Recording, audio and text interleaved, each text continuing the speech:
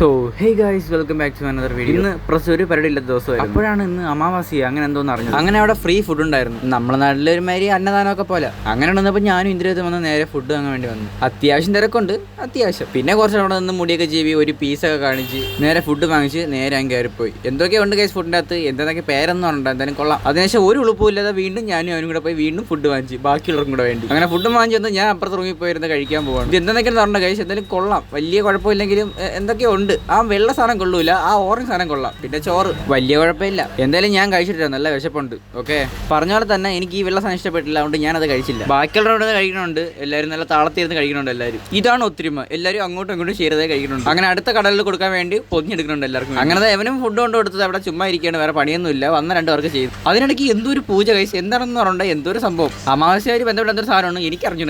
എന്തായാലും തലയ്ക്ക് അങ്ങോട്ടും ഇങ്ങോട്ടൊക്കെ ഒഴിഞ്ഞിട്ട് അവർ തറയടിച്ച് പൊട്ടിക്കാൻ മാത്രം കണ്ടുള്ളൂ. അത് കഴിഞ്ഞ് അവരങ്ങ് പോയി. ഇനി നമുക്ക് സ്പെയർ വാങ്ങാൻ വേണ്ടി കടയിൽ പോകണം. അങ്ങനെ നേരെ മെക്കണ്ടൊക്കെ പോയി സ്പെയർ വാങ്ങിച്ച് നേരെ വീട്ടിലേക്ക്. ഇനി ആഫ്റ്റർ ലീവാണ്, ചെയ്യേണ്ട വർക്കെല്ലാം ചെയ്തിട്ട് നേരെ ഒന്ന് തുണിനൊക്കെ ഇരിക്കുകയാണ്. ഇനി നേരെ തുണിനയ്ക്കുക, വിരിച്ചിടുക, കിടന്നുറങ്ങുക, വേറെ പരിപാടിയൊന്നുമില്ല. ഒരു 10 ദിവസം കൊണ്ട് കഴിച്ച് നനയ്ക്കുക. അങ്ങനെ എല്ലാം കഷ്ടപ്പെട്ട് കുത്തി നനച്ചിട്ടുണ്ട്.